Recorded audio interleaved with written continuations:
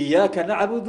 أذانك عابدنا أوكليا وإياك نستعين أذيك أوكليا نكالمك ويديسن وحكى الله دبر دغ إسلام آيات كذا بيسا اهدنا الله يوم نقول توسي أم نقول توسي أو نقول هجامي أم نقول هج ده ما يس اهدني يا حنوني هذا توقف كلي جنولا وحديه لا اهدني يا حنوني أما يتوسي الله يوم لكن لا قرآنكم معها ووذا جير ووذا صعد يا من ما اهدنا الله يوم نقول هجاج أو نقول توسي الصراط المستقيم وهذا القرآن كأن كمذا أو مالي والبطضبية تبانجر إله الله بريء أين آخر سنة أو عدين هيا وذا جيرك إيا وذا صعد قيامها وليها إياك نعبد وإياك نستعين اهدنا الصراط المستقيم بركي الله دا صلاة قبل ده التحيات كمركي الآخر سنة هيا قف كمركي التحيات كبرتمها ومريو وحاكم ذا بعدما إلهي إلا بريدي لأن التحيات إلهي بالغو سلامة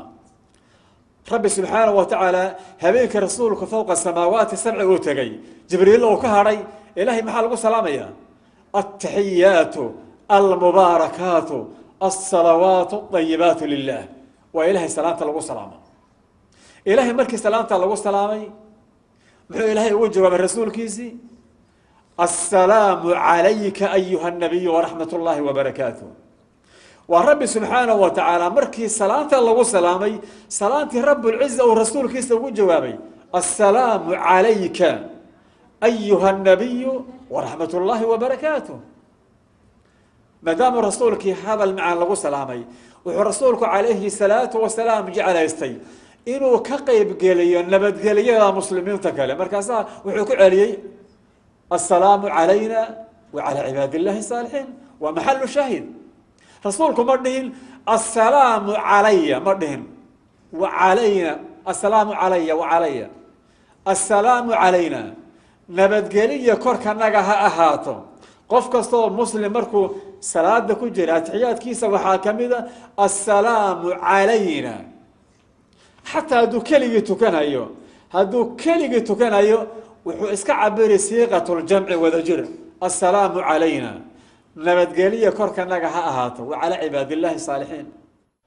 وتهاي داوديل erayadaasi qaaliga ah oo soo jeedinaya Sheekh Axmed Haajir oo ah imaamka masjidka ummatul islaam ayaan waxa ku xigay hadal dheer oo halkaasi ka jeediyay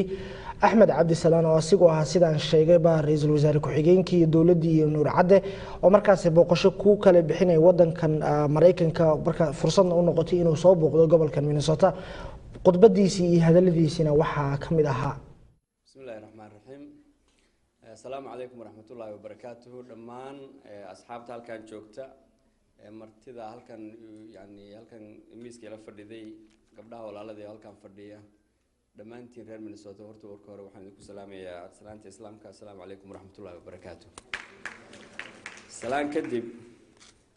كنت آدي آذان سي يعني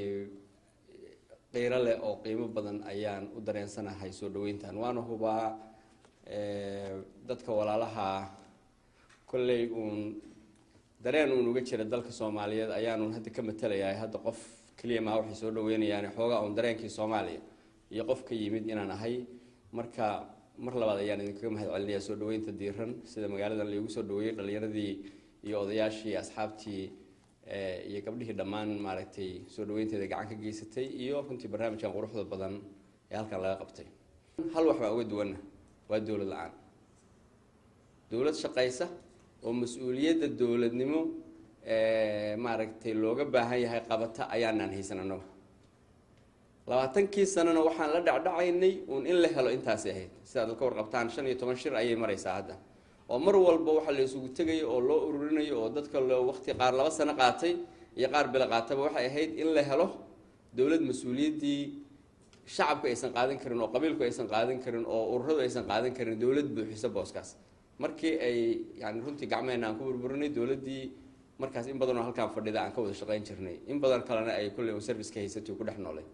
markaan taas sameynay waxaan ku bedelna marka ma aanan keenin taasna waxay keentay 20 sano inaan wali dadayno dawlad Soomaaliyeed oo aan ku wada qanacsanahay oo noo shaqeyso oo ammaankeena iyo adeegeena bulshada iyo mas-uuliyaddii dowladnimo ee dhammaanteed laga rabay runtii wada fulisa. marka cilada Soomaalida markii laga soo tago hooska tuurka yar iyo shakhsiyaadka iyo waqtiga waxay keenayaan duruufaha, waxaan u maleynayaa in aasaas waxa oo ay tahay wax dadka caalamka oo dhan hadda laga wada og yahay oo ah Soomaaliya waa meesha kaliya ee dawlad si buuxda u hanata dalka ammaankiisa iyo adeegiisa iyo mas'uuliyadiisa inaan 20 sano ku guuleysan.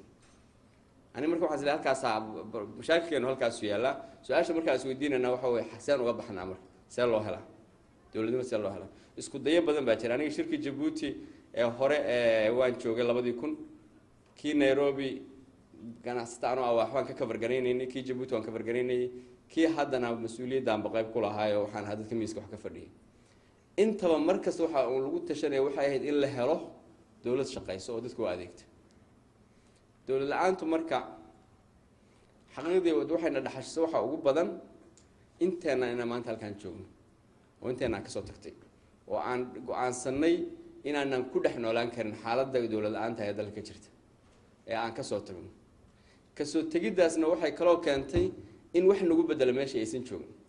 oo cid hadda aan uga soo tagno mas'uuliyadaas nagala wareegtay aysan meesha jirin.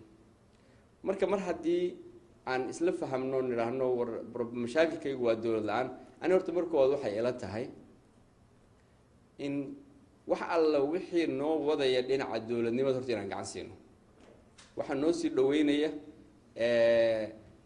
maaragtay mar walba inaanu gaaro hadafkaas ah in dawlad Soomaaliyeed oo shaqaysa la gaaro, inaan horta ka wada shaqeyno anagoo dhan oo runtii aan taas ku khilaafsan. oo haddii qof maanta halkaan uu fadhiyo leh dawlad la'aan baa la noolaan karaa, kulli caalamka hadda modernka ah ku noolnahay maaha. haddii qof jiro argument kulli in la keeno u baahan waayo, laakiin in yani kulli effortigana iyo dadaalkayaga uu galo sidee loo helaa dawladnimo noo wada shaqaysa oo maaragtay hanata mas'uuliyadaas dawladnimo oo dalka guud ahaantiisa ammaanka waxa ugu badan hadda laga soo wada cararay dadku waa ammaankii, adeegii iyo xiriirkii caalamiga oo ahayd in dalka wax looga qabto. intiiba mar haddaysan jirin marka arrintaas ayaan u maleynayaa midda isku dayga ugu badan ee dalka Soomaalidu meel kasta ay joogaan 15 sano shir aan loo qabtay intaas inay ahayd. aniga waxaan rabaa marka inaan warbixin yar ka bixiyo. hadda duruuftii anaga aan sanadkii dhawaa 2008 heshiiskii ka socday Djibouti ee runtii ujeedadiisu ahayd dawladdii anigu aan xubinta ka ahaa markaas iyo mucaaradkii dagaalka ku jiray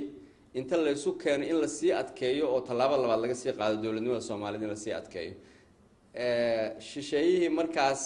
sababay rabaa dalka u yimaadaan kulley de arrinta Soomaaliya aan anaga nala lahayna inaan u helno xal sahlan uga bixino dalkii oo aan ku joojino halkaas dhiiga iyo dhibaatada iyo colaadda dhexdeena ka taagan.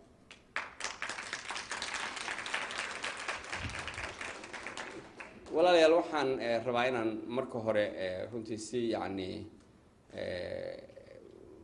dad badan marka runtii waxaan rabaa preamble aan uga dhigo su'aal isweydiiyo yiraahdo dad badan baa hadalna way ka dhacday idaacadaha markaa dhageysato markii dhibku bato duruuftu yani dhibaatadii hadda aan markii hore islahay wax ka qabto markii hadda socoto dadku su'aal degdeg ah imaanaysa waxa la isleeyahay dadka markaa hadda telefoon ama microphone la dhex marto ama idaacaduhu wax warsadaan waxay leeyihiin shirka hal la qabto ayaad maqlaysaa. shirka hal la qabto dadka haddana hal la isu yeero dadka ka maqan shirka hal loo waco. ani marka waxaan rabaa inaan halkaas wax yar dib ugu noqdo. annaga January markii xukuumaddii Prime Ministerka Nuur Cadde uu ka ahaa Prime Ministerka aniguna aan xubinta ka ahaa markaan nimid dawladdaas dood dheer ayaan galay. dooda dheer oo galana waxay ahayd sidee bay ku joogsan kartaa dhiiga annaga dhexdeena ka socda, sidee bayna ku dhici kartaa in dadka banaanka ama dawlada ha noqdaan ama shakhsiyaad ha noqdaan banaanka nooga yimid in aan sida ugu fududan dalka uga bixin karno. number 1 waxaa muhiim ahayd in aan ugu heshiino si aan ugu gudubno talaabada ayna dadka kale iska saar. sababtoo khilaafka annaga naga dhaxeeya ayaa keenay dadka kale inay noo yimaadaan. ani mar walba fikirka waan qabay maantana oo igu soo culisay. waxaa laga yaabaa arrintaas inaan hore la iskula qabin laakiin anu mar walba waxaan qabay horena aan